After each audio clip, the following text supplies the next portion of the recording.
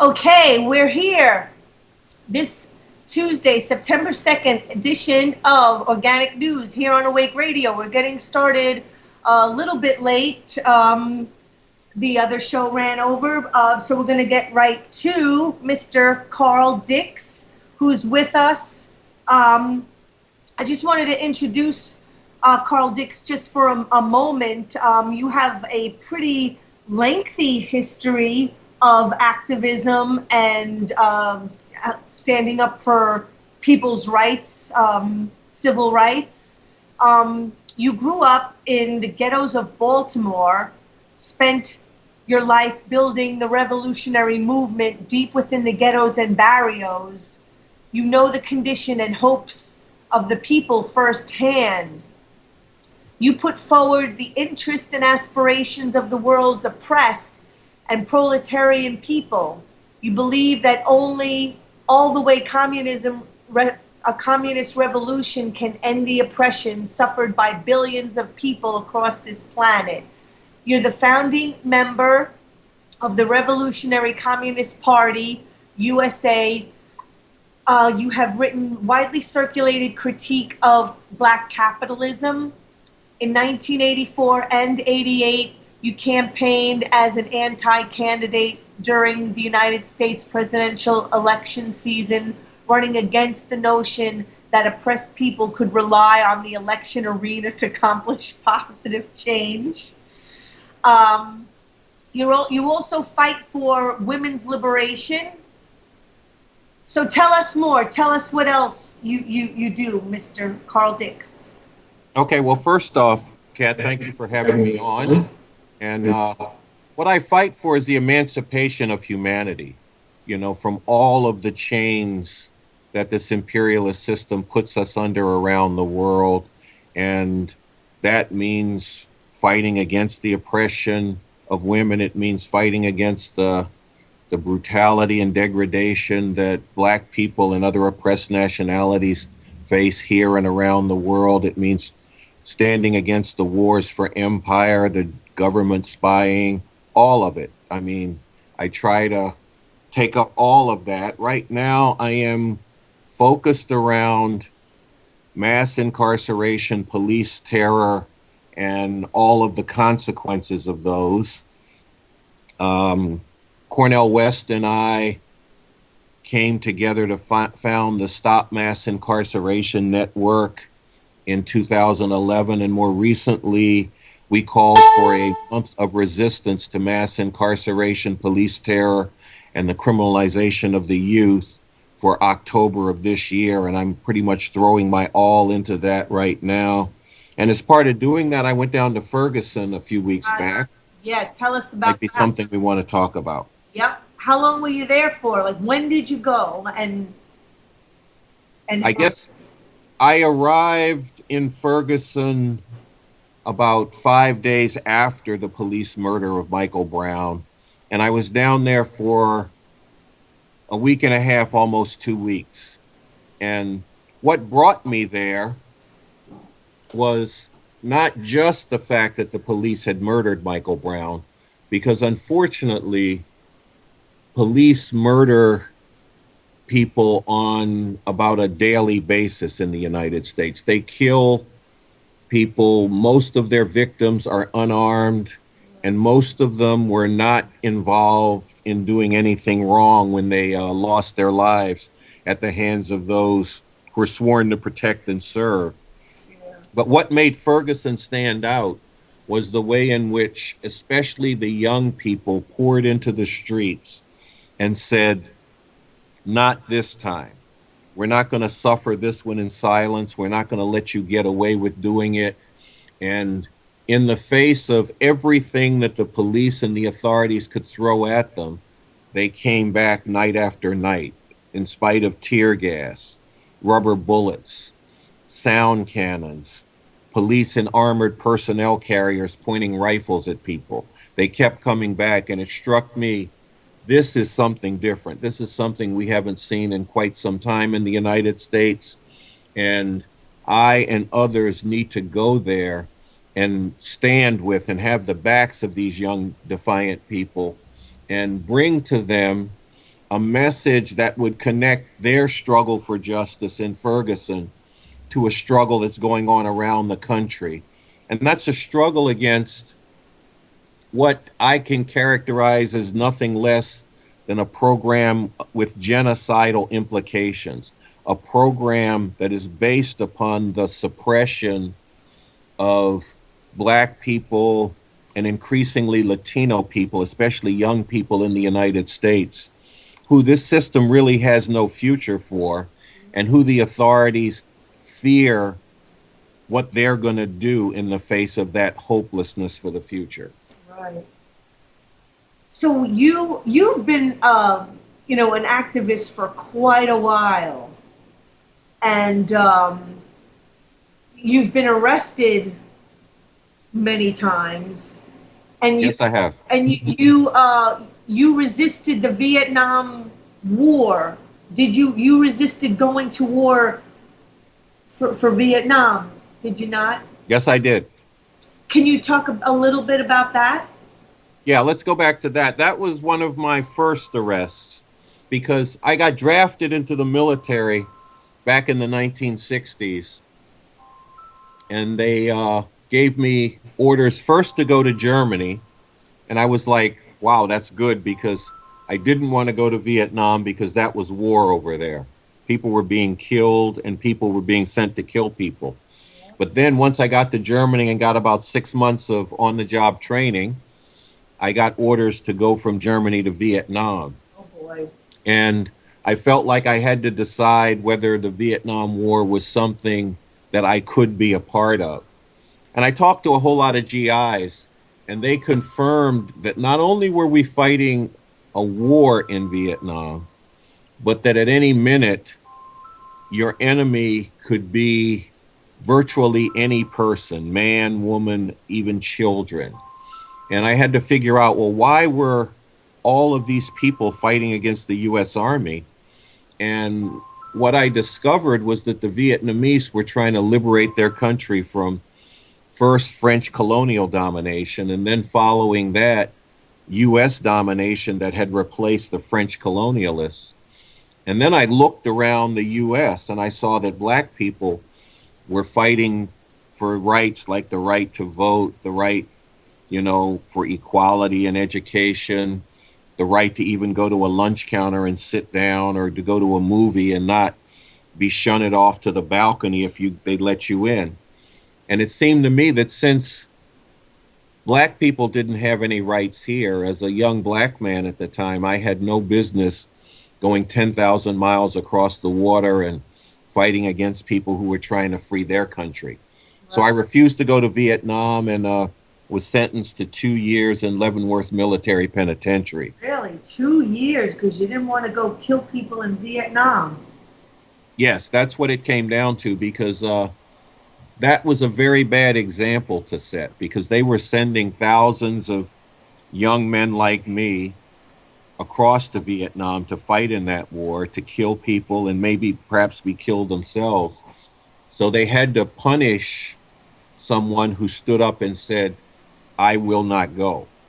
So that's why we got the 2 year sentences. And it was those 2 years in Leavenworth where I became a revolutionary.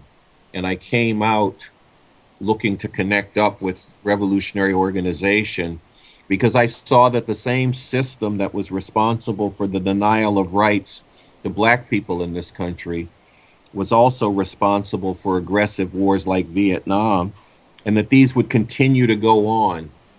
These horrors and other horrors would continue to happen unless and until that system was gotten away with through revolution. And that got me on the path that led me to become a founding member of the Revolutionary Communist Party. And that was in 1975. Wow. And ever since, I've been, like I said, fighting for the emancipation of humanity. And that does link up directly to what I was doing down in Ferguson, because when you look at the situation there, Ferguson's a suburb of St. Louis, but it's a predominantly Black suburb, and a lot of the people in it have moved from St. Louis looking for a better life, and some have been forced out by gentrification, things like that. So there are people who live in the projects, there are people who live in better areas. But one thing that brings the black people there together is that they all get messed with by the cops. Like the police routinely stop black people in far greater numbers and far greater percentages than they stop whites. They harass people, they brutalize black people. And then there have been just a number of cases of black people killed by the police, and nothing ever happens. And people this time were saying, we're not going to let this go down. So it was about Michael Brown and the circumstances under which his murder came down, but it was also about a bigger problem of police brutality and police murder in that area. And just in case your listeners aren't up on what exactly were the circumstances of Michael Brown, I could go into that. Yeah. Okay. I mean, Michael Brown he had graduated from high school and he was about to start college on August 11th. College was going to open up and he was going to take his first college class. And this was a big deal for him, for his family, because he came from a poorer background and his mother talked about their struggles in getting him on a path to go to college and how they had to deal with messages, direct and implicit, that a poor young black man like Michael wasn't never going to amount to anything, that he didn't matter, and that in the face of these messages, he persevered and he was on the way to go to college and looking towards a bright future. Where were they getting those messages from? These messages come from the society. Yeah. They come in terms of, like there were figures released for suspensions and expulsions from preschool, and black children in preschool in the United States are 18% of the children in preschool, but they make up 42% of those who are suspended and 59% of those who are expelled. And in terms of looking at this, people have found that a black and white child could be found to have similar or the same transgressions in the eyes of the teachers and the authorities at the school, but the authorities would tend to more quickly suspend or expel the black child for this. And we're talking preschool. We're talking like kids 3 and 4 years old here. Right. So it already begins there. Then the way the police treat you. They stop you and they treat you like you're a criminal unless you can prove that you're innocent. And that's what black people have to deal with. And this gives them a sense that the society is telling them that they're not wanted, right, that there's nothing for them here. But Michael had fought through all of that, and he was about to go to college when he and a friend are walking down the street in the middle of the day, and they're not on the sidewalk, they're in the street. The cop rolls up on them and says they got to get on the sidewalk. Is that what started it? There was no traffic, and that's why they were walking in the street. The police car comes up and says, you got to get in the sidewalk. Mm-hmm. And Michael's response was, we're only going half a block. He was going to his grandmother's house. Right. The cop opens the car and hits Michael with the car door, grabs him, really? And then Michael struggles and gets away from the cop and runs. And his friend runs in another direction. The cop chases Michael and starts shooting at him as he's chasing him. And this is over jaywalking. Yeah, this is ridiculous. Walking in the street. He hits Michael a couple times. Michael stops and turns, and he continues to shoot, killing Michael with his last shot. Yes. And many of the witnesses have said that Michael was putting his hands up, to surrender and say, okay, you got me. Stop shooting.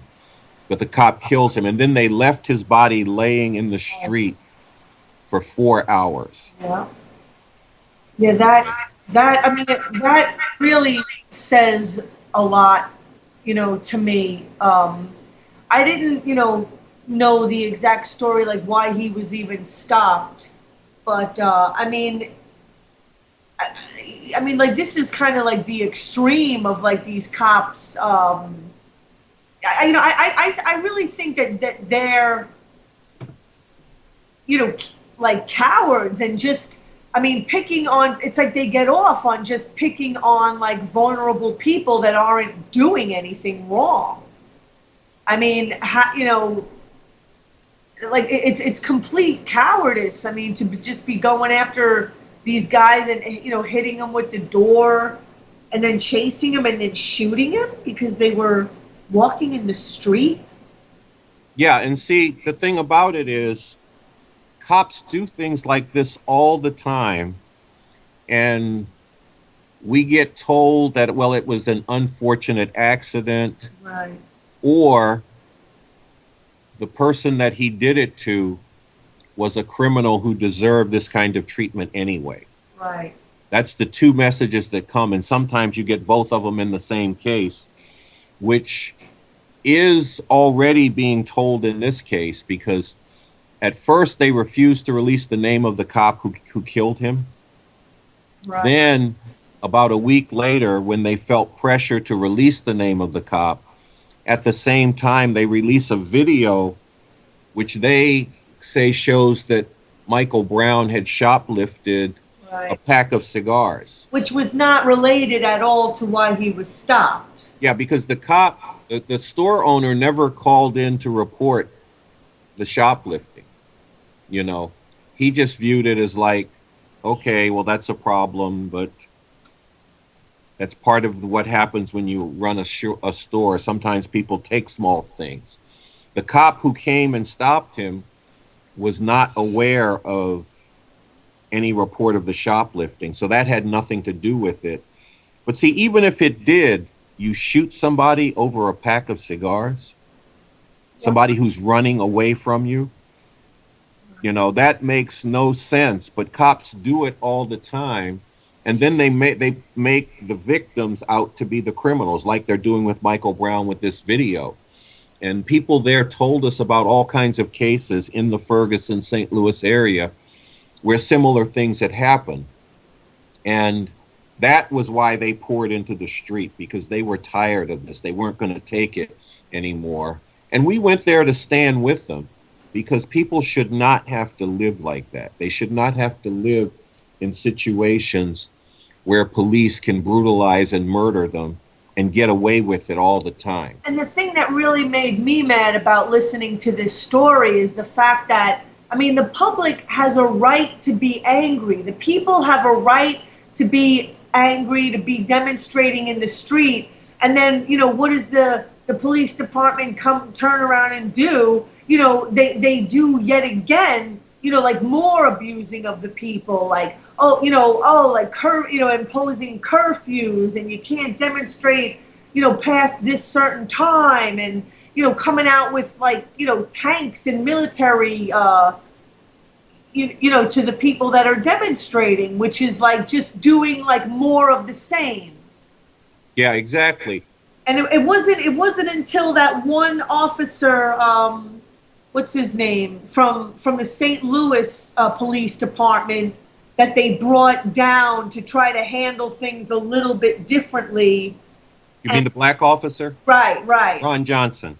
Right. I mean, he seemed like he was a little bit more, reasonable, but then towards the end, like, even he was saying, and trying to just like get people to stop demonstrating, I believe. Yeah, see, the point was they wanted to stop people from standing up, Right. because the authorities knew that this was not just a Ferguson problem, that people all across the United States Right. face this kind of brutality and murder at the hands of the police. Right. They're afraid, like, if everybody started doing that, oh, heaven forbid, like where would our country be, Exactly. So they wanted to crush that and at first they attempted just the naked force. You know, like I said, the rubber bullets, the tear gas, the sound cannons, police and armored personnel carriers, and all of that. When that failed, they brought in the black state police captain who was from Ferguson, and he would go out and talk with people on the streets during the day, take selfies with people, you know, and try to schmooze up to them to try to get them disarmed. But see, the thing about it is they never stopped using the tear gas and the rubber bullets. And what I mean, So what? it was like you got officer friendly talking to you, but if you stayed out in the streets, officer friendly presided over them firing the rubber bullets and shooting the tear gas at you, just like the other officers. And, There was just an attempt to put a different face on it yeah. to try to get people around the country to think it was different. And also, Officer Obama. exactly, it relate. I was going to take it up to the Obama thing because people voted for Obama to be president because they hated the things that had happened in the United States under George Bush, and they thought Obama was going to be different.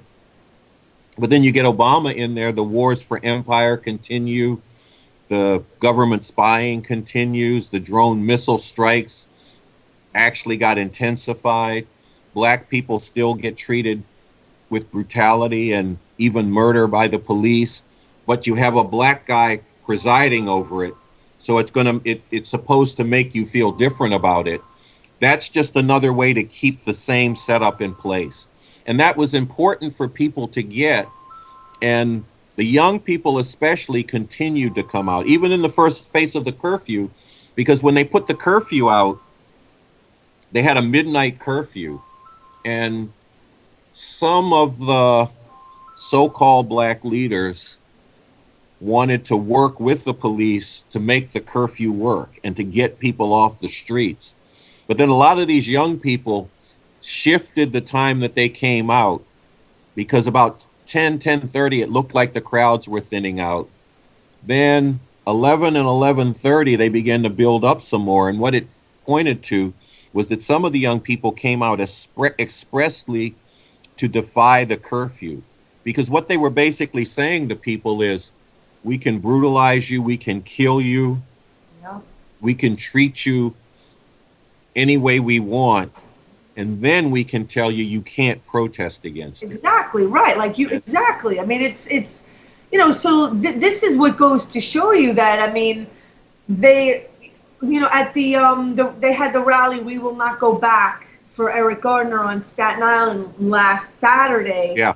And a couple of the speakers were saying how, and I completely disagreed when they were saying that, oh, it's a few bad apples in the police department. And even Al Sharpton said that. And I was like, Al, I mean, come on. Like, if that was the case, that it's only a few bad cops, then they would be being held accountable. They would be being reprimanded. They would be arrested. And instead, these cops are an exact reflection of the entire system and the military system and capitalism and just, you know, the whole system at large. These cops know that, you know, that when they do this kind of stuff, you know, it really is. I mean, I don't know if they have a quota system in Ferguson for police, but I mean, I do know that they need to keep criminals going. They need to keep creating criminals in order for cops to have a job. Well, in fact, the key criminal activity is being done by the police themselves. I mean, let's just come down and the whole system. It's not just the police, it's a whole system of which the police are frontline enforcers.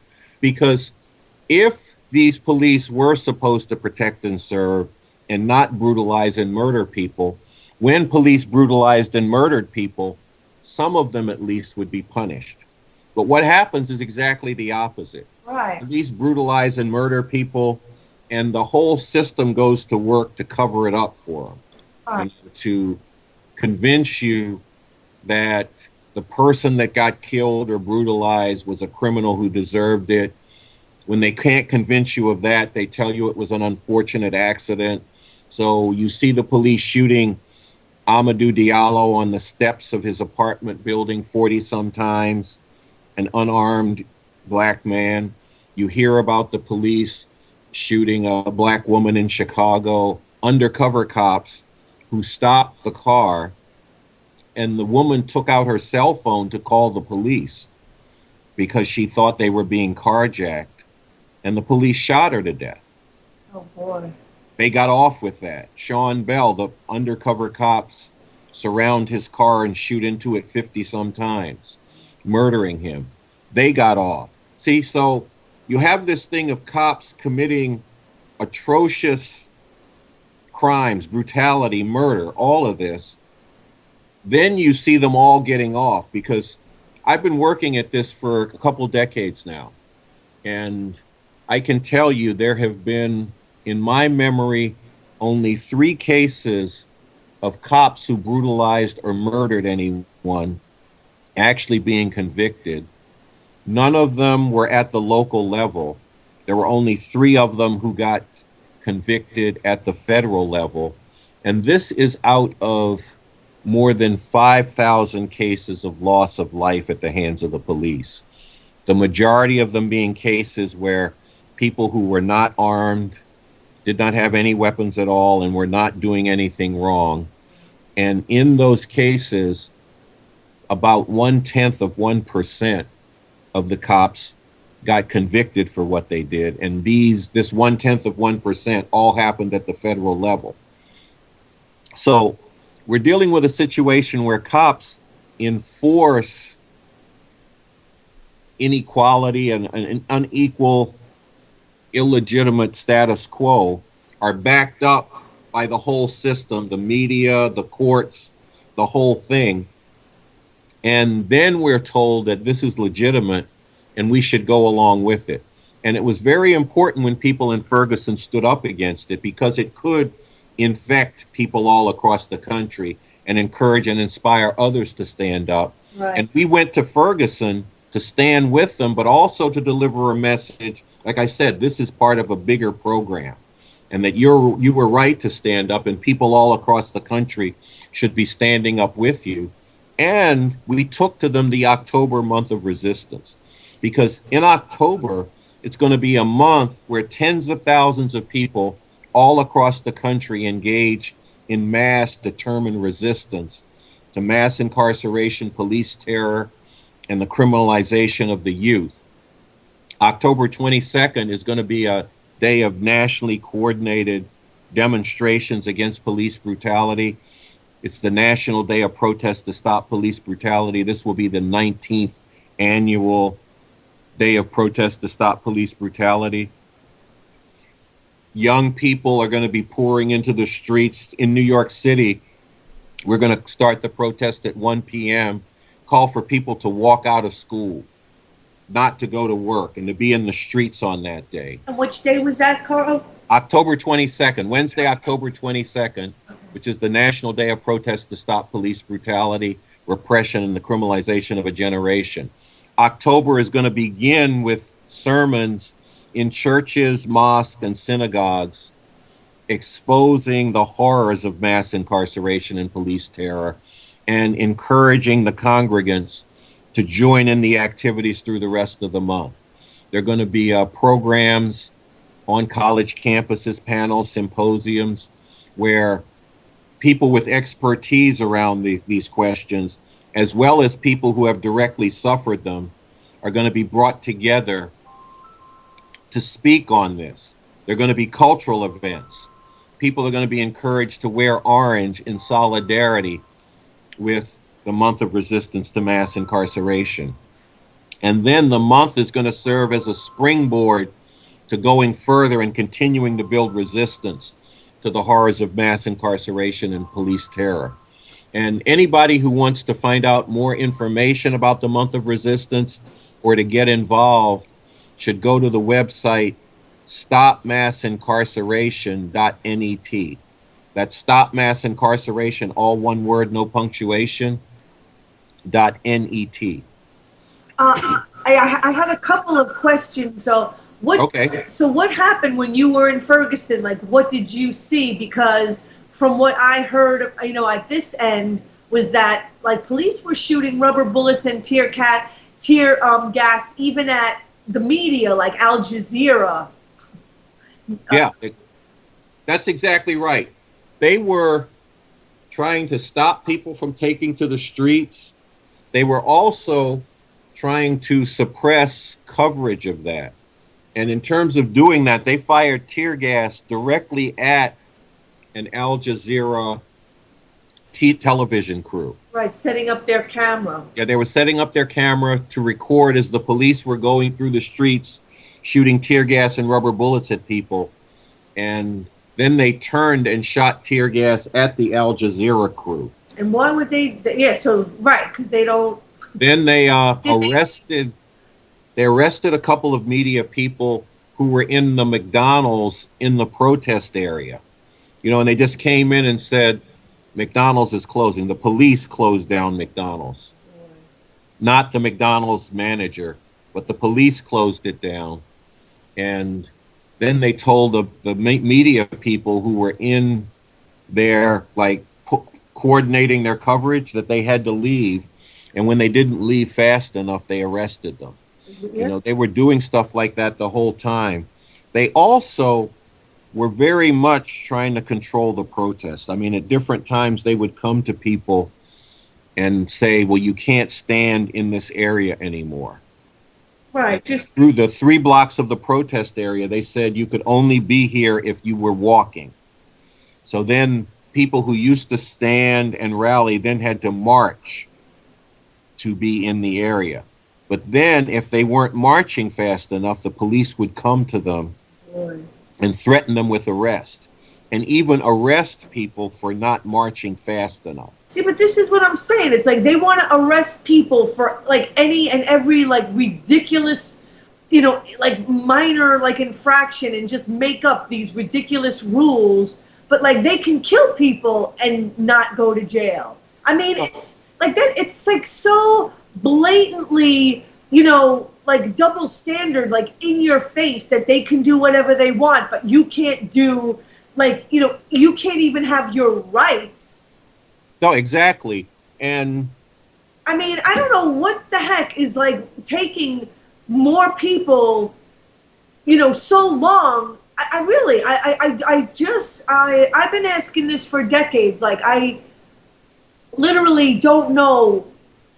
We live in a country where people are losing their rights slowly but surely, gradually over time, and they don't even know it, on so many levels. And like, they're going to be up to their eyeballs by the time they really realize how much of their rights they lost. When it really starts to kick in and build up momentum, and then they're going to be so buried that it's going to be too late by that time. Yeah, see, and this is not something by accident, because as they continued to change the rules on protesting, what you heard from the mainstream media was not that they were changing the rules on protesting, but that the protesters were being provocative. But provocation became walking too slow. Right. Or going up to a cop and going, hands up, don't shoot, became a provocation that would get people arrested.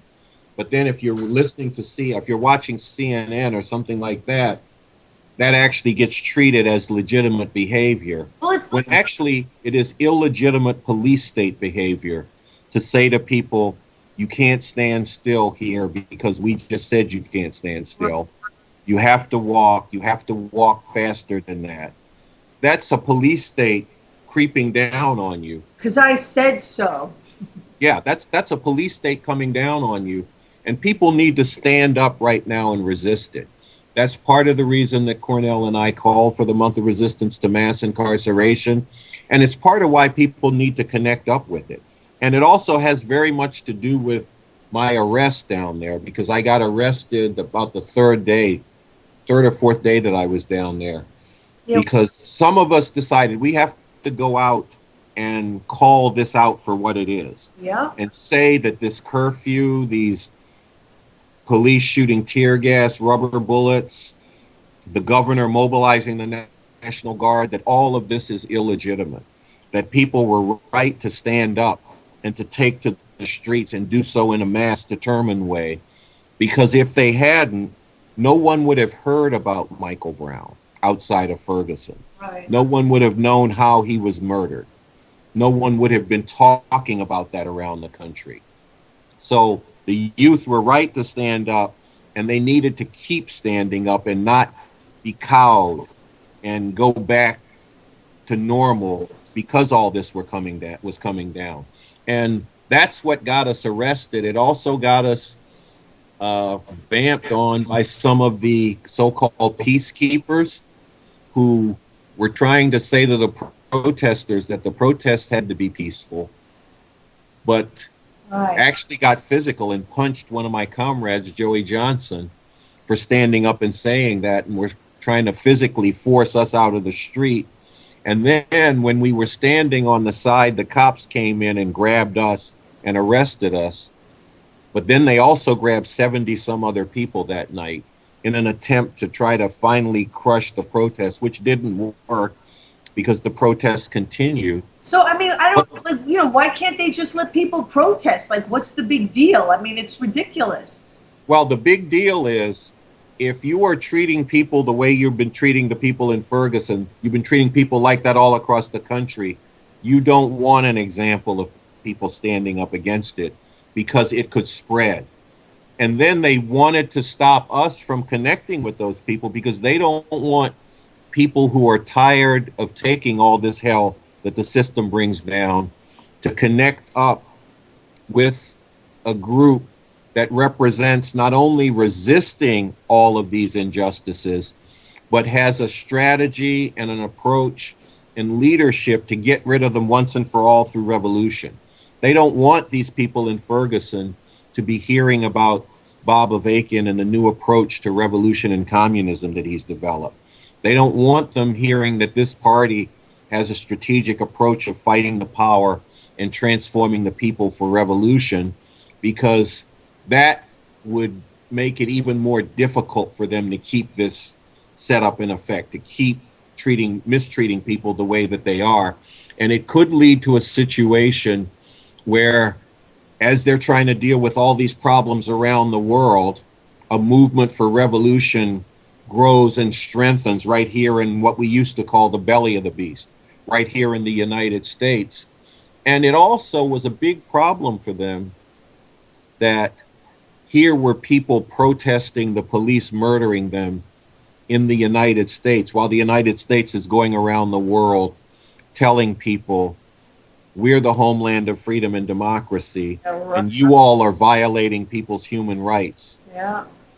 But here, the police in the United States are murdering people and getting away with it. Look what they're doing to Gaza also. Yes. It's like the same exact thing is happening with Gaza. Like, these people are just trying to stand up for what's rightfully theirs, and they get made out to be like they're the aggressors and Israel is being victimized by them. You know, and nobody's telling the public that, you know, Gaza is being occupied and has been occupied, you know, by Israel for decades. Decades, right. That's a very good point. And actually, some people were seeing the links there, because when they used the tear gas in Ferguson, people from Gaza were on Twitter tweeting to people in Ferguson, here's what you do when they throw the tear gas. Yeah. Here's how you handle it. Unbelievable, boy. No, it was important. And some people were ready as that continued, because people would come out with one glove, not because they were afraid their hands might get cold, but that when the tear gas canisters were shot at them, they could pick them up and throw them back. Yeah. You know, so they were picking up the lessons that people from Gaza were trying to spread to them. And this is important because this system does stuff like this to people all around the world, you know, and they get away with it by a combination of military might but also covering it over with lies about freedom and democracy. And if you can't make it here, it's your own fault. You brought this trouble on yourself. Right. Even though yeah, the rich keep buying up all the politicians and creating Citizens United and Yeah, tipping all the scales more and more in their favor and creating more and more poverty and making situations worse and impossible for people to lift themselves out of. They're literally transferring their like legitimate struggle onto the less fortunate and making it even harder for them yeah, exactly. and But making it easier for themselves. and the thing that they fear in this is those people who are going through all this hardship beginning to see through it, standing up and fighting back, and connecting with an understanding that things don't have to be this way. That through revolution, we could bring into being a whole different society, a whole different world, where all of these problems that they're up against have been done away with once and for all. And that was a message that we were bringing to people as well as standing with them in this resistance today. That's what got us attacked, including attacked by some of these peacekeepers, but also attacked by the police, because that black police chief, Ron Johnson, who was supposed to be officer friendly, Yeah. when myself and my comrade Joey Johnson got dragged away by the police for trying to deliver our message in Ferguson, Ron Johnson points at the two of us and says, "These guys get more than failure to disperse. They get inciting to riot." Really? Now, they haven't settled on what charges we face, and we'll find out later what charges we're up against. Do But, you have to go back there to face charges? well, they're going to send us whether we have to come back and face charges and what the charges will be. I mean, That's how they do it in Missouri. They don't give you the charges right away.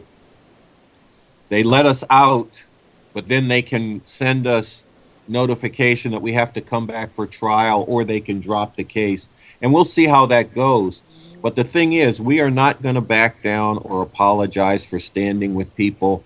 In fact, right after our arrest, I did a press conference saying that we still stand with the defiant youth of Ferguson who stood up and who changed the conversation around police murder all across the country. We also were called outside agitators.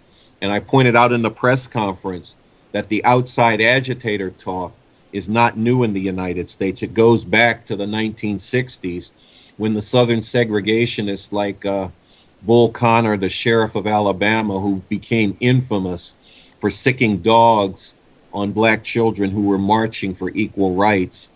Segregationists like George Wallace, the Alabama governor, who tried to stand in the door of schools and block integration of them, used to call civil rights workers outside agitators who were riling up the responsible Negroes of his state. And here we have these forces in Ferguson today calling people who came from other parts of the country to stand with the youth who stood up, calling us outside agitators. And it's the same message. They're trying to keep an immoral, unfair, and illegitimate status quo together and trying to keep people from standing up by branding those who come to stand with them as outside agitators while they try to crush the people who stood up.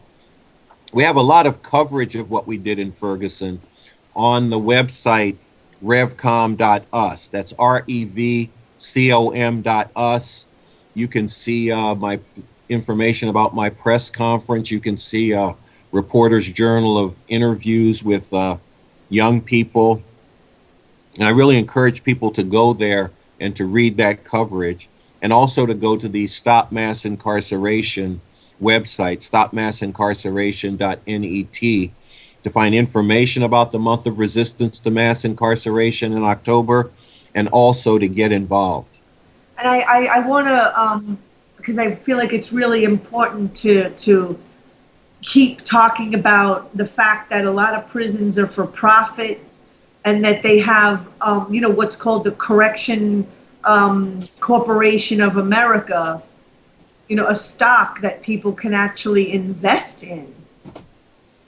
I mean, it's like people, they'll make money any way they can. I mean, they don't care how.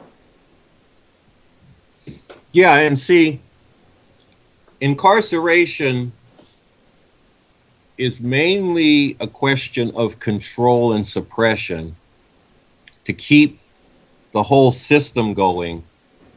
But also a key part of it is developing these for-profit prisons where they can carry out that suppression and control, but also do it in ways that cost less.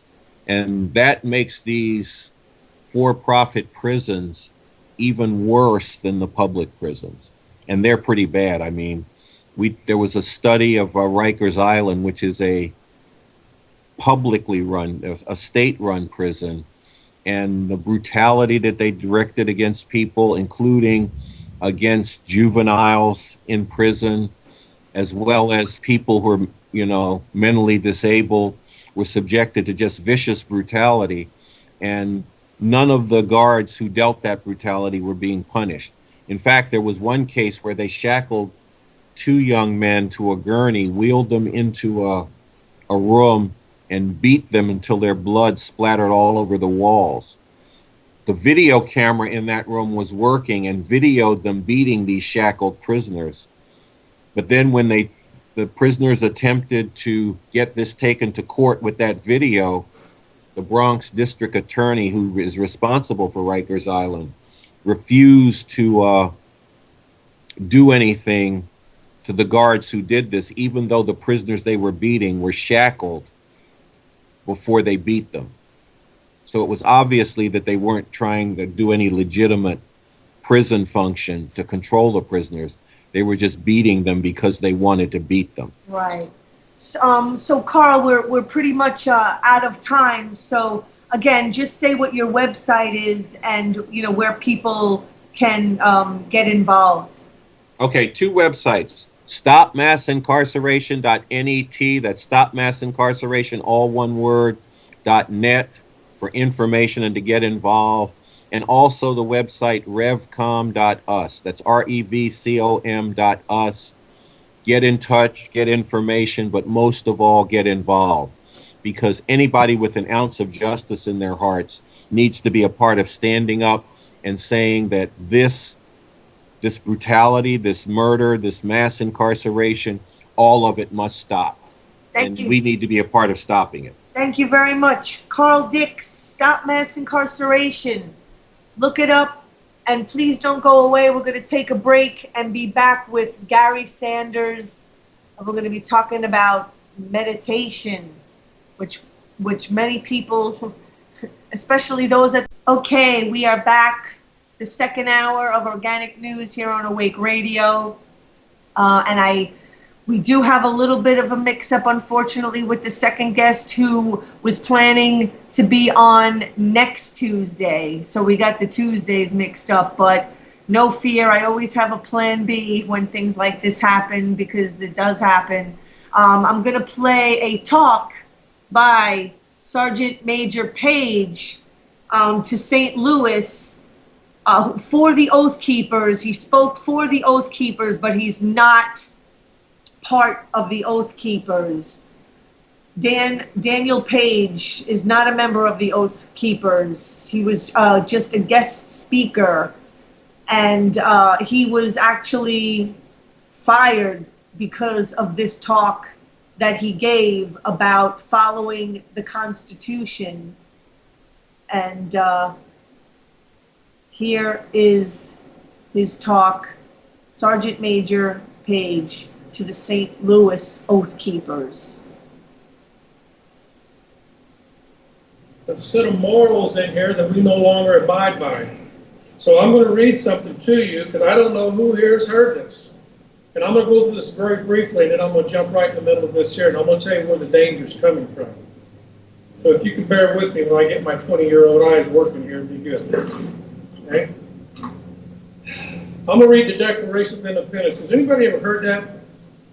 Several of you have heard it. We're going to hear it again. But you're going to get in. But you're going to Command Sergeant Major's a abbreviated reading. It says, we, ladies and gentlemen, mean us, the American people, not some bumbleheads in Washington, D.C. It's us, not them. You're going to find out why I'm a drill sergeant, too. I actually seen 400 or 500 people. I know I got some former Marines in here, so I fought. It says, we hold these truths to be self-evident, that all men are created equal. That does not mean affirmative action. That means we're all equal. And then we work through life to become unequal. Some of us get to be lawyers, so forth like that, like a car salesman, maybe, I don't know. But we're all equal. God does not respect persons. So we have no business passing hate crime laws. None. Because we're setting aside a group of people special. You've got the Supreme Court out of control with the laws on sodomy, and that's what they are. The word gay just means happy. It does not mean wrong. Ooh, drill sergeant coming out. All created, that all endowed by their creator, that'd be Jesus Christ, with certain unalienable rights. What God gives you, ladies and gentlemen, only God can take back. I'm going to get into the definitions of law in just a second. Where am I at? Inalienable rights. Among these are life, liberty, and the pursuit of happiness. That to secure these rights, governments are instituted among men, that be us, derived from the just powers from the consent of the government. That means us. We give them the consent to rule over us. They don't take it. We need to kick some of them. Yeah. And you might see my killer instinct come out here, certainly, so hold me off there. It tends to come out of me when I get talking about this. Where am I? Consent of the government. That whenever any form of government becomes destructive of these ends, it is the right of the people to alter or to abolish it. That means we can get rid of it. And you're not an extremist by doing it. You have the right. You take the Declaration of Independence, the Bill of Rights, and the Constitution is a Christian document. And I'm gonna read, where's it at? Where's it at? Somebody done stole the most lethal weapon in the world. And I'm gonna read something to you. That's the only verse I'm gonna read out of here, because I don't know who all's here. Okay? But this here is the foundation for this. You can't separate them. I don't know what them black robe perverts don't understand down there. But they need me to talk to them. I'll square them away for you. It'll take me about a minute. Yeah. And to institute new government lying its foundations on such principles and organizations' powers in such form as to them shall seem likely to affect their safety and happiness. Prudence indeed will dictate that government long established should not be changed for light and transient cause. And accordingly, all experience hath shown that mankind are more disposed to succor, while evils are sufferable, than to right themselves by abolishing the forms to which they are accustomed. But when a long train of abuses and assertions pursuing invariably the same objective evinces a design to reduce them under absolute despotism, it is their right, it is their duty to throw off such government. This is from the founding of our country. This is our birth certificate. And we're letting it slip right through our fingers because a lot of pastors don't have the testosterone to throw it at you in your face. Right. Yeah. There was a time in this country when pastors wore a military suit underneath of their robe. They were called Minutemen. They were the first ones on the battleground. What has happened to us, ladies and gentlemen? Where's it gone? It takes one generation, that's 50 years about, to destroy a nation. I'm going to talk a little bit about that. We are in very, very deep trouble. Very deep trouble.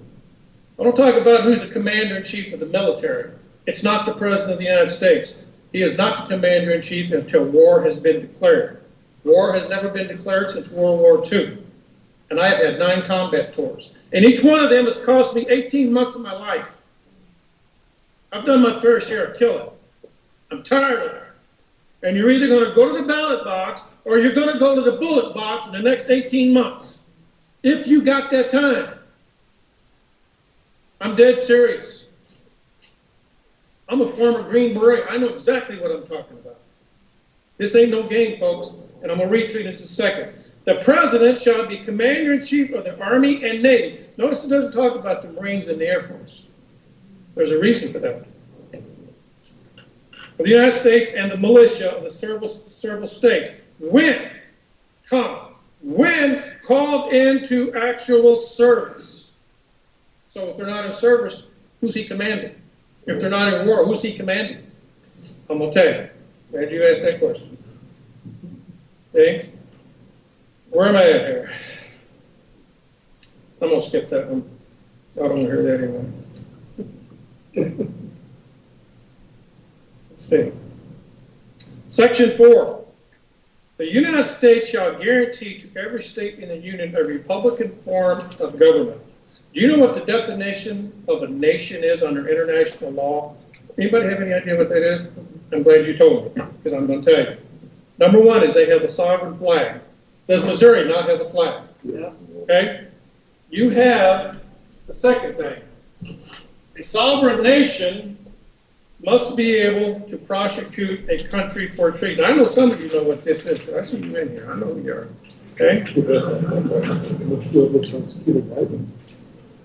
Treason. Missouri has a state law for treason. How many other nations do you see doing this? Nobody. So you have a national flag. Missouri has a flag. You must be under international law, have the ability to try a person for treason.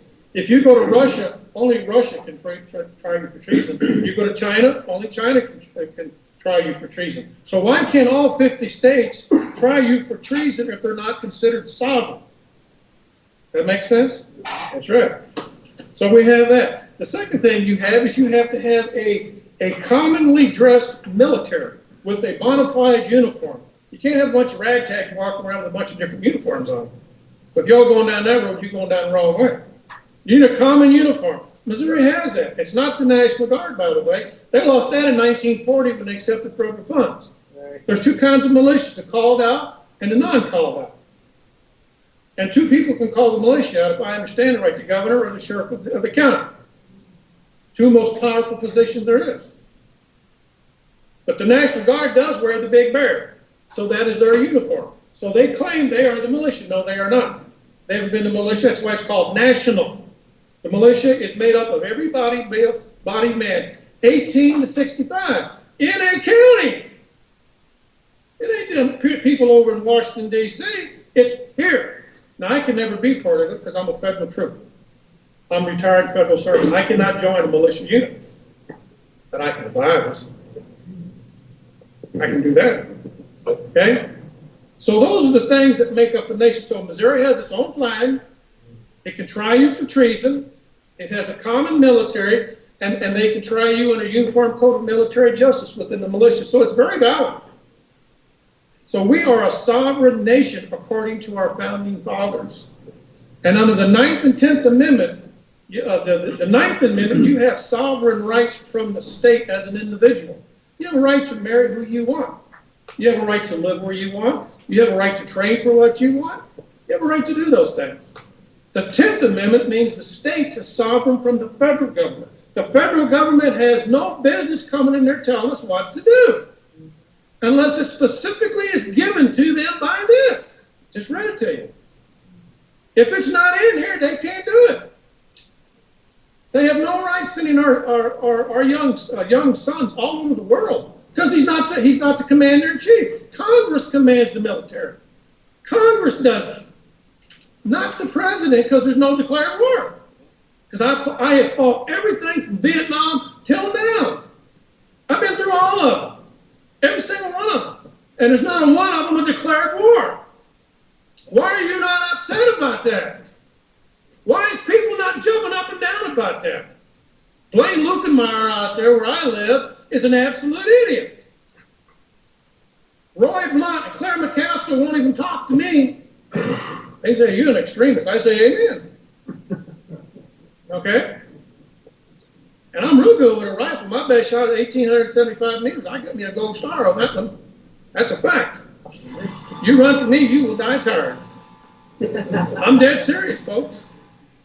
When are we going to get back to this? Back to our birth certificate. Speaking of birth certificate, this is a pet peeve of mine. I got a friend over here I've known for years. This is really a pet peeve. I'm not going to dime you out, James. On my birth certificate, it says my father's name, John William Page, our address, and my mother's name, Gladys Marie Page, address. Then it has my name. And down here it says Caucasian male. I went down and got me a new birth certificate because somebody wanted the police department. I was a white male. I said, well, wait a minute. This evolution must be true. How did I become a white male from a Caucasian male? There's a reason for that if you understand psychological warfare. It's taken away your humanity, which makes the soldier who's going to kill you feel much easier. Now, I know this is really, I can't get too deep into it because I don't have the time. Right. But the first thing they do when they want to kill you is they start changing who you are. They take away your identity. A horse is the same as a pony. A girl is the same as a woman. We know that's all bull. It's not true. So I'm sitting there looking at that. Wait a minute. I got two birth certificates here. One says Caucasian, one says what? She says, well, they mean the same. I said, well, then why did you change it? Right. Come on, muttonhead, come on. Couldn't do it. Couldn't do it. Couldn't do it. Wait a minute. I'm getting wound up here. Hold on.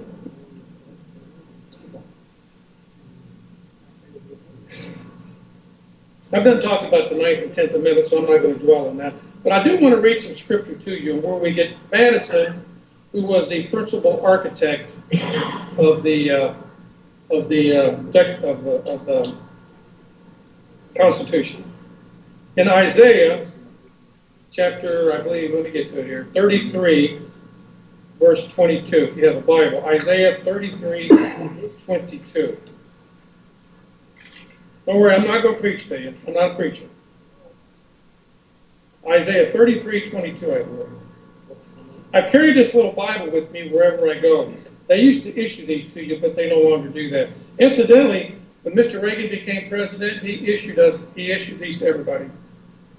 And as soon as George Bush the first got in, he took them all back. Yep. Okay? But let me get to Isaiah. Somebody beats me there. Would you read it, whoever gets there first? Isaiah 33, where I got it, I think.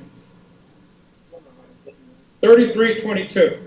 Now listen to what he says, and you can take Madison's writings and you can refer to this. This is not my opinion. This is fact. Okay? Isaiah chapter 33, verse 22. Listen to what it says. For the Lord is our judge. The Lord is our lawgiver. The Lord is our king. 3 branches of government. That's a fact. Madison refers to this. And by the way, Jefferson had nothing to do with the U.S. Constitution. He was in France. He wasn't even in America. He wrote the Declaration of Independence, period. Madison was a principal architect of our birth certificate. The problem we got is people do not understand what's on their birth certificate. And we're about to lose it. We are very, very close to losing it. Does everybody understand what it's? Isaiah 33, 22. For the Lord is our judge, that is the judiciary. The Lord is our lawgiver, that's Congress. The Lord is our king, that's the president. That's not my imagination. I want to pass out, just make sure I get these back. There may be a cop in here who's got sticky fingers or something.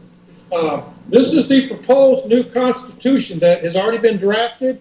It was ordered under George Bush. Can I get somebody else to, Carol, could you pass this around for me? I need those back. That is only one draft of 8 drafts that are going on right now. They started under, just take a quick look at it, because I'm going to put it up here if I can get to it. That's only one draft of many drafts. The new Constitution is all ready to go. They only need the right incident to bring it down. And they're working on that right now. We're not very far away from an event that's going to bring what you call martial law. That term will never be used, by the way. Yeah. Emergency police powers will be. Just take a quick look at it. Now, you can go to, please do not hang on to it, pass it. I'll come by and take it out of your hand if I see you holding it too long. I will do it. I got in an argument with a man when he started going through it page by page. And I said, hey, Huckleberry, move it on. He wouldn't do it, so I took it out of his hand. So I will do it. Pass it on, because I'm going to put it up here. By the way, I'm not known for my personality, so I don't mean to offend nobody. Can we just look that thing up on Google? Yes, you can. You can get it yourself. Did anybody read the USA Today? This little homosexual sodomite here? Incidentally, there are 4 sodomites on the Supreme Court. Has anybody read this? Farmer Justice Stevens wants to change the Constitution. And he listed 6 things in here that have to go. Number 1, the Second Amendment. Why would he pick that one up? Because he's an idiot. No, he's not an idiot. Man knows what he's doing. You can read this yourself right there. You can read it yourself. It's in today's. This is today. I have a liturgy of this stuff to put to you as fast as I can. We are in great, great peril. It says, change the Second Amendment. Yeah? Change the 8th Amendment. You know what the 8th Amendment's for? Yeah? Hope you all do. If you don't, you're going to find out. Removing the First Amendment clause about religious freedom. Who do you think they're targeting on that? Christians. Okay? Even if you're not a Christian, this ought to concern you. It ought to really get you upset.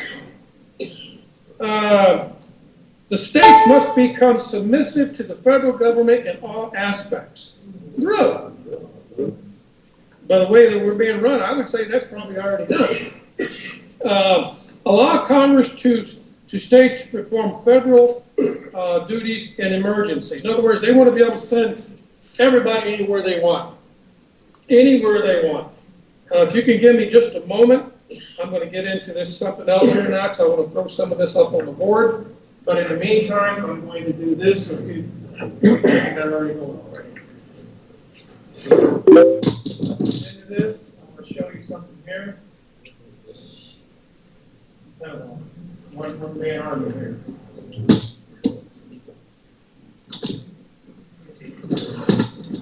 You're not going to see this line anywhere in the world. What I would like for you to do is I'm going to pass these 2 around, not steal them, that's all I got. I will break your arms. Okay. This is the Secretary of the Army in my last few months in Africa. Okay. Secretary Hillary Clinton was there. Okay. This is what the world's going to start to look like by 2015. How far is that away? It's not very far, is it? That means you better get prepared, folks. That's the only slide in the world like that. You won't find it nowhere in the world. I snapped that with a little camera. I was in that office that you see. That's the Secretary of the Army. He said in 2015 events are going to start happening. That's going to transform us into this. Now you've seen the Constitution. I'm not blowing smoke up your backside, folks, because you ain't got nothing I want. And I'm not afraid of a man in here. You don't intimidate me. So I'm not, that's true stuff. This is going to happen. It cannot be stopped. It's not going to stop until you get in touch with your state legislators and get up on their backside. You got to start teaching your children. You need to get that 5- and 6-year-old and teach them their birth certificate, and you need to start pounding it into them. You got to make your man up. You got to make your mind up to man up or get out. Lead, follow, or move. This is serious business. There's going to be a lot of blood, folks. Because you're looking at one 60-year-old man ain't going to go along with it. Been there, done that. If I die, I go to heaven. What they going to do, kill me? Hell, I died a long time ago. Could you just say one more time, what does this represent? This represents the world's been broken down into 10 regions. I'm glad you brought it. The world has been broken down into 10 regions. This is one of the models, just one. It's probably going to change between now and 2020. By 2020, this will be in effect. The United States has been subdivided into 10 regions. Everything is 10. Everything is 10. Okay? Iowa, Nebraska, Kansas, and Missouri are Zone 7. The boundaries and the county boundaries have been erased. That's why you see all these joint task force on police. The policemen don't know this. And when I talk to them, they say, okay, Paige. Yep. You got PPMS or some crap, I don't know. Whatever they call that. Dan, are these the same as the FEMA region? I don't know about that, sir. I just know what I know on here. Not only in the to regions of the states. Yes. I don't know. I've never seen that, so I can't say. But I do know that the United States has been broken down into 10 sub-regions. Missouri, Iowa, Kansas is zone 7. The counties are being erased. Police departments are becoming one. Everything has to become one. And it's going to happen. Have you noticed the school district problems in St. Louis County? Have you noticed that Normandy School District and all that are all in serious trouble? And I forgot to bring this to you. I apologize to you. It's a book by Alexander Solzhenitsyn. Anybody know who he is? Yeah. He wrote a book called The Gulag Archipelago. You familiar with that? In there, he lays out a plan. And what he said was, you have to build educational barracks to get the kids to go to so they can have diversity. You are about to see a proposal probably in the next 4 or 5 years where they are going to build barracks, educational campgrounds for kids, and everybody's going to turn it over to them. And then what started happening, he talks about how they would let the kids come home a 1 week in the month. Then they kept it to one week in the month. Then they expanded it to every 6 months, and then once a year. And then what the kids started doing was spying on the parents. Yep. And guess what happened to the parents? They went to the Gulag. You know where the Gulag was at? It was in Siberia. That's where you all gonna go. If you don't, start talking to your children. Get away from the stupid TV and the ball games. The house is burning down. You don't have time, ladies and gentlemen. 2015, everything up to this is coming down. It's falling down all around you. But yet grown men will stand for hours and spend hundreds of dollars on grown men playing a child game. I guess they like looking at men in tight pants. I don't know. You know, I don't know what the problem is. I really don't get it. The average football ticket last year cost $247 per person. This year they said that this game, Super Bowl game, was the most expensive in world history. And people went bankrupt to go see it. How stupid can you get? Right. Should you not be a good steward of what you've been given? The day is going to come when grown men are going to cry and wish they were never born because they didn't spend time with their daughters.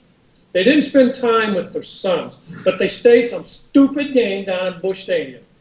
Doesn't make sense. So that's right there. That's where we're going. Let me see if I can get out of this.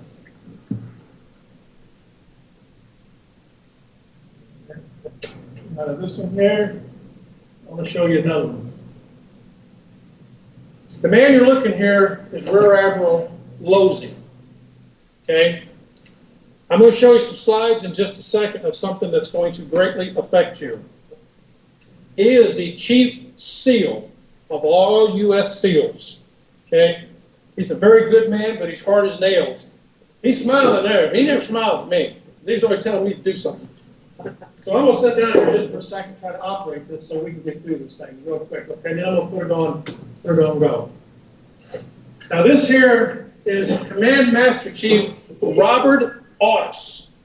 He is my grade. He is a Navy E9. Him and I was the highest ranking people on the whole African continent. I was a Command Sergeant Major for Africa. He was a Command Master Chief of all naval forces. He worked for Admiral Losey, and I worked for Admiral Losey. He had control of all the SEALs. I had control of all the Rangers and Green Berets, blah, blah, blah, blah, blah. Okay? Very good man, hard man. And he told me on this trip that you're seeing right here, he says, I'm going to retire when I get back. I'm not going to be part of this. I'm not going to be, and I'm going to tell you about 9/11, what really happened to the World Trade Towers. Okay? Other things you all don't know about.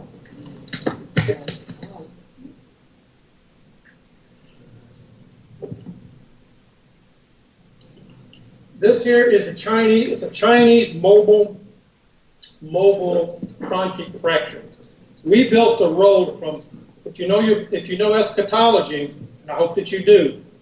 Anybody ever Psalms 83? Anybody familiar with that? You know Armageddon? Armageddon is not one battle. Armageddon is 3 battles. Armageddon is a war, but it's 3 battles. In Psalms 83, Russia invades Israel. They are beat back. 8/5 of their army are killed. They go all the way back to Siberia. Is that right? Know your Bible? Amen. Okay. The second battle is with the king of the east. That'd be China. They come down with 200,000 cells. That's 200 million. They're the only people right now on Earth that can feel that.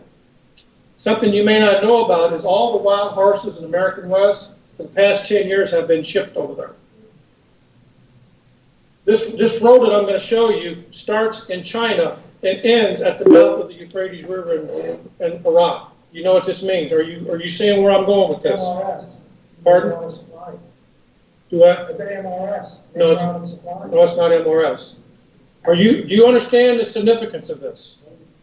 That's where the army's going to come from that's going to invade Israel for the second battle. The final battle is when the Lord himself comes back and kills everybody. Okay? That's how close this is. I'm going to put this on here in just a second, but I'm going to show you a couple more things, okay? This is the SEAL this is the South Korean SEAL team captain, commander, okay? This is a ship that I was on. Actually, that's pretty good there. Been a little gray there. That's just tread mileage. Now this here is Kenya. I had my own airplane. I had me a Learjet. I said, I want to go find where that illegal alien is paying me my undocumented president lives at. So I flew to Africa, and right there, and I went to our undocumented president's home. He was born in Kenya. Okay, I'll show it to you. This is not my opinion. That's just a little closer. It says Kenya right there, right there. See? Incidentally, Army Green Berets are the only ones authorized to wear civilian clothes in combat. We can kill you any way we want. Up close, kiss you, whatever we want. Green Berets are the only ones trained in unconventional warfare and counterinsurgency. SEALs are not, Marines are not, we are. We are the premier military force. Period. Well, this is me again. This guy here, I liked him. If I was to ask you this question, don't answer it. Who would you want to be murdered by, or who would you want to be killed by? Somebody frowning or somebody smiling? He always smiled. I said, man, why are you smiling? I like my work. He was the chief SEAL for the South Korean Army. That man could kick you in the head and then cut your head off and smile at you, and he'd sit down there and eat spaghetti afterwards. I'm dead serious. That man would kill you and smile at you. Little background here. This here is the ship I served on. That'd be me right there. Okay. Are you saying they're mixing all the armies, they're bringing in the Russians and the Yes, they are. to kill us? Yes, they are. This here was our CIA base. Sorry.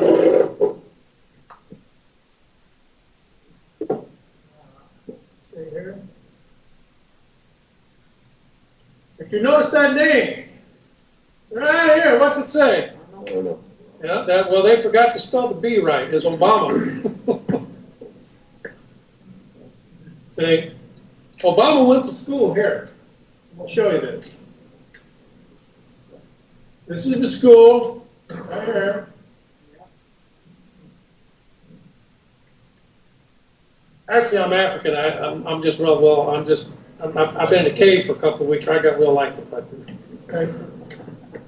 Yeah.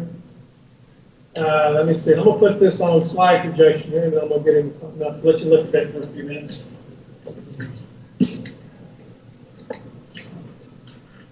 Where's my notepad?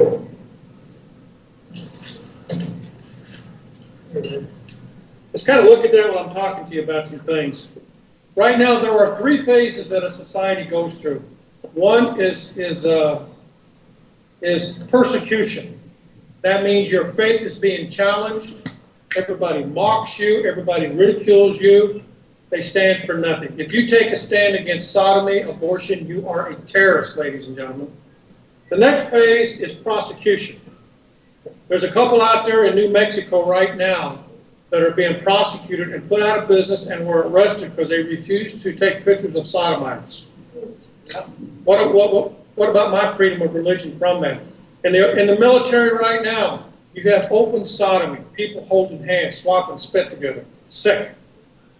It's pitiful. You got women trying to be, by the way, and I deeply resent this, we had our first female Green Beret. First they had to redo the qualifications. We've had our first Marine infantry officer come out. Of course they had to redo the qualifications. What's wrong here? We have our first female ranger. What happened here? Something's wrong. So the next phase after you have persecution, prosecution, the final phase is execution. In the scriptures, it does not teach you about the 4 horsemen of the apocalypse. You have the white horse and pale horse. The pale horse is actually burl green. Do you know what the color of Islam is? Green. Does it not say whoever refuses to take the mark will be beheaded? Is that not true? Do you know how the Muslims take care of you? They cut your head off. Obama is allowing hundreds of thousands of them to come in every week. Yeah. The only passive Muslim is a Sufi. Sufi only. They are passive until they get around a more dominant Muslim. Then they will kill you. Muslims are passive until they gain parity with you or they exceed you in numbers. And they will kill you. Just some thoughts here for you.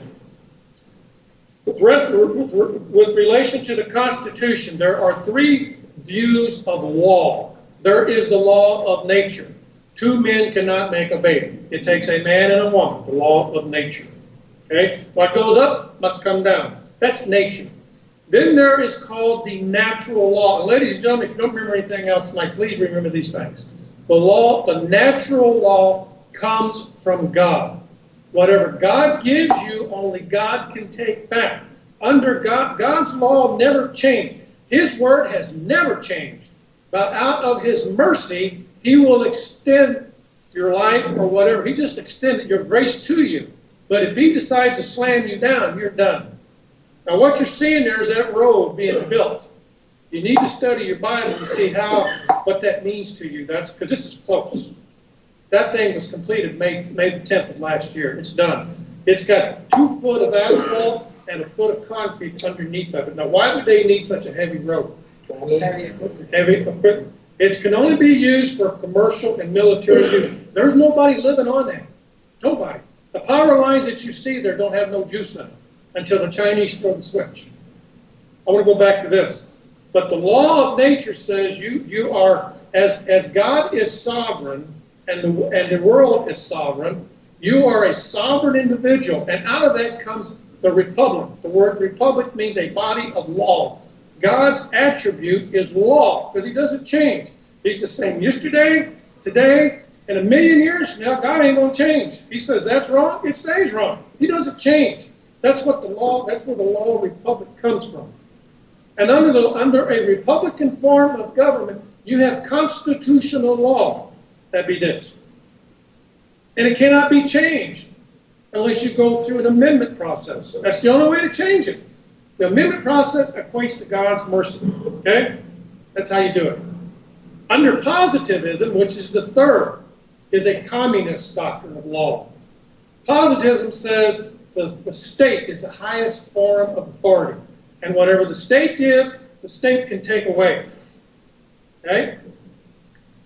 And under positivism, you have something called civil rights. Have you heard that before? There's a difference between constitutional rights and civil rights. Under positivism, the law changes with each new generation. While trying to define a generation may be a bit problematic. Some say 20 years, some say 50, some say 100. So can you see the confusion in our country today? It's a mess. Something to think about. During the American Revolution, or prior to that, there was an incident, I think it was in Boston, where some British soldiers killed some Americans. And they were tried by the colonialists for killing the Americans. Right after that, the king transferred the authority to try British troops into London, and you had to go to England to try them. Today, a federal agent is immune from any prosecution. Does that sound reminiscent of something? Ruby Ridge, Waco, Texas. Okay? They take them out to state court. Right. Whatever state the crime's committed in, the federal state that agent, getting out of state court. Exactly. You cannot try a federal agent in a state court. This is why this is not constitutional.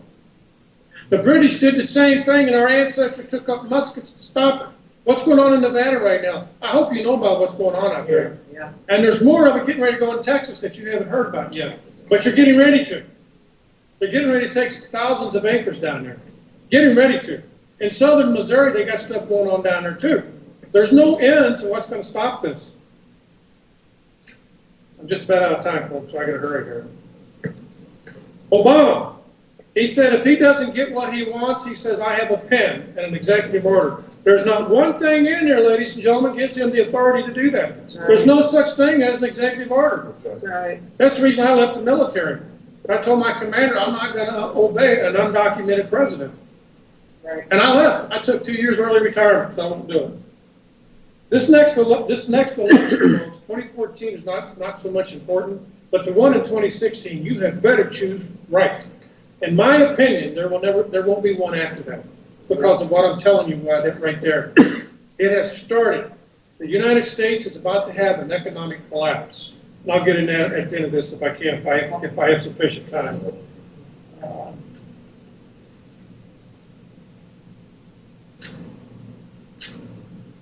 You've got about 25 minutes. 25 minutes. There's something called a honey trap.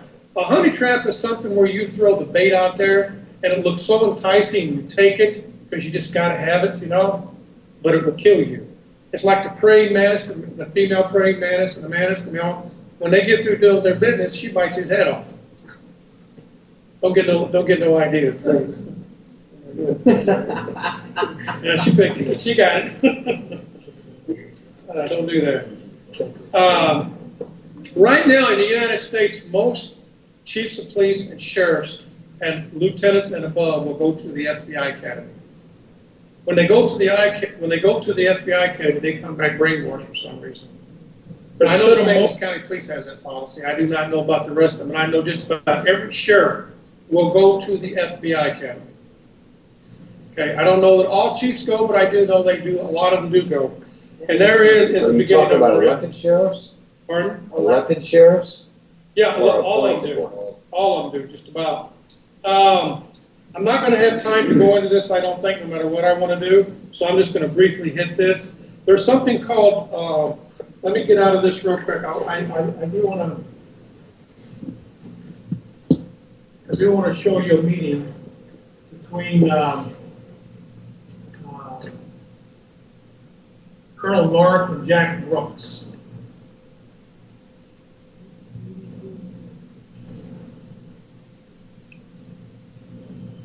It's very nice. It's on the list of the countries they're going to take down. No. This is an exchange when I was in Nicaragua. No. No. Sorry about that. If I had my wife over doing this, I'm going to have a problem.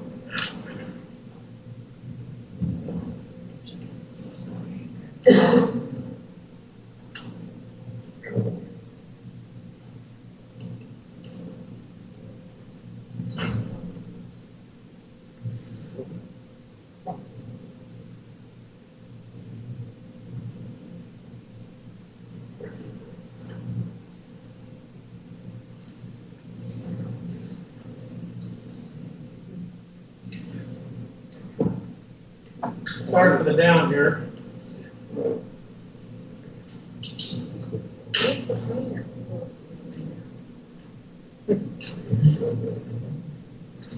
Now you might want to listen to this.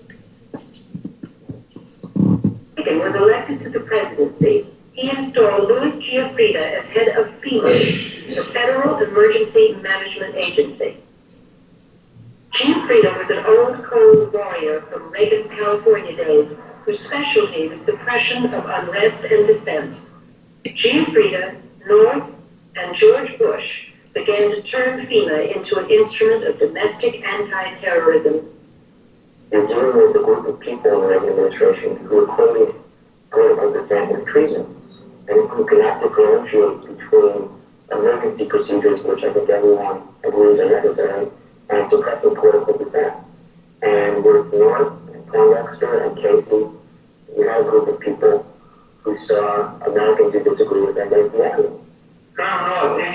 work at the NSC. Were you not assigned at one time to work on plans for the continuity of government in the event of a major disaster? Mr. Chairman, I believe that the question touches upon a highly sensitive and classified area. So may I request that you not touch upon that, sir? That's some Inouye of Hawaii. concerned, Chairman, because 1384? I read in Miami papers and several others that there had been a plan developed by that same agency, a contingency plan in the event of emergency that would suspend the American Constitution. And I was deeply concerned about it and wondered if that was the area in which he had worked. I most respectfully request that that matter not be touched upon at this stage. If we wish to get into this, certain arrangements can be made for an executive session. And tragically, the only member who got close was Jack Brooks, and he was stopped by the Trump. He was immediately out the door, and this is about the last thing I'm going to have time for. This is Rex 84. This goes along with something you may want to write down called Operation Garden Plot. This is Rex 84. You can read it yourself. It goes right along. This is not a joke, ladies and gentlemen. This is not a joke.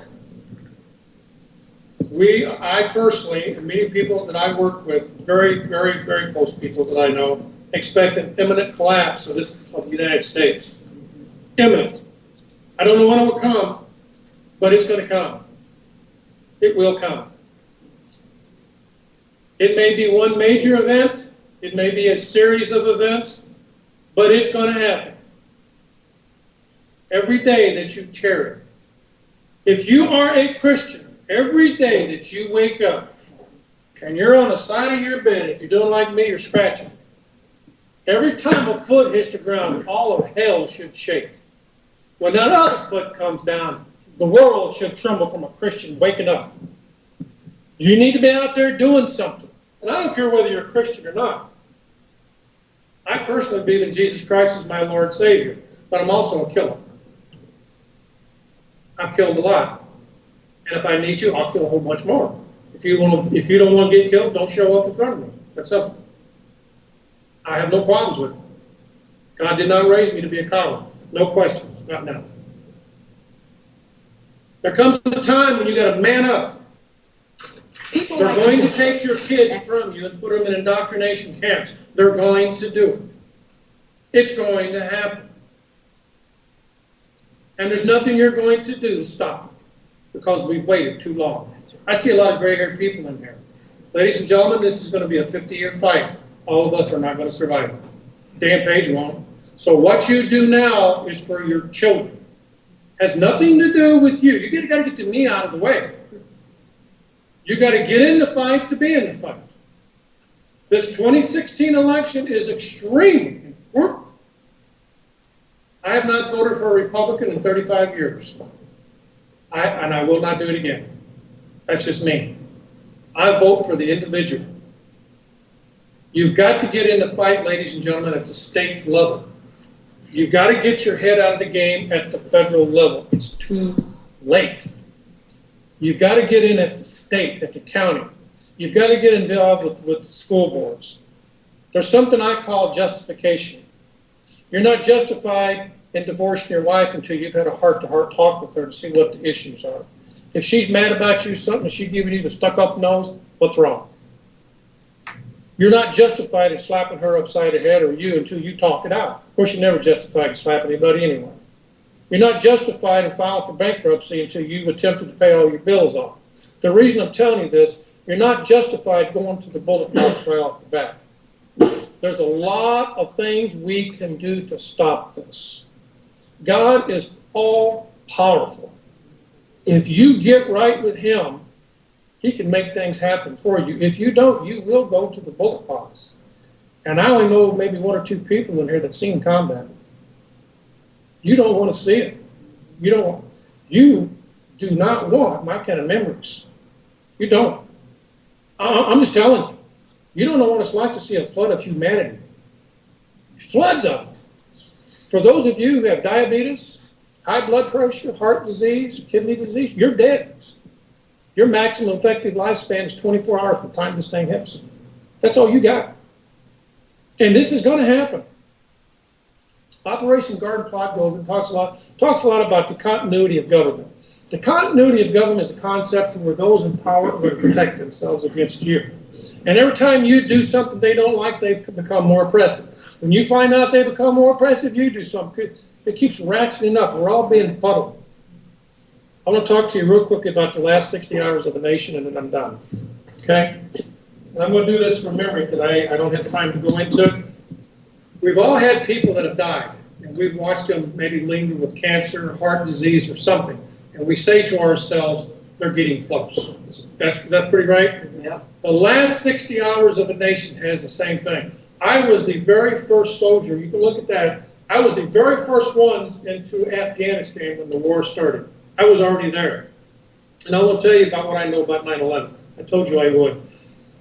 Colonel Capel, a full-bird colonel, commander of SOC Europe, that's Special Forces Command Europe, flew into Bosnia. And he assembled all of the SF guys under one up in the greenhouse. That would be in that building over there. He assembled us all in there. And this was in 1999. This was August the 1st, if I remember correctly. He says, gentlemen, no men, sorry. There's about to be an attack upon the United States. And he put on a presentation like I'm putting on you. And he put up on the screen all the people that were involved, going to be involved with it. They were already there. 19 of them were from Saudi Arabia. Only one of them was from somewhere else. But we attacked Afghanistan. That sounds logical to me. Yeah. Saudi Arabia sent them in, go blow up Afghanistan. And he says, after that happens, the United States will be forever changed. And this man was highly respected. With that in mind, he went down to Charlie Ramp. That'd be the place to go home on. He flew home and retired. He said, I'm not going to be part of what America's going to turn into. 30 days later, you know what happened. Me and my team flew into Afghanistan. We started calling them B-52 airstrikes in Tora Bora Mountains. And you know the rest of it. I've been over there 5 times. There were no weapons of mass destruction. Did not exist. Okay, there are about 10 minutes left of this video. If anybody wants to watch it, just look up Sergeant Major Daniel Page on YouTube, and there's only like a few minutes left of it, but I thought it was a really good talk. I started to listen to it, and I thought it would be a good talk to play. I mean, this guy is sounding like pretty serious. And of course, they're going to try to squash this guy and make him, sound like, he's like mental, which they were doing in this one Huffington Post article that I saw about, his firing. So anyway, I just wanted to play that and encourage people to finish listening to it. And so I thank you all for tuning in and listening. And I mean, nobody wants to be afraid. I don't want to be scaring anybody, but I really do believe that we definitely have been slacking off and being unfit and not knowing our rights for way too long. And we got a lot of time to make up for. So thank you for tuning in, and just educate yourself, educate your children.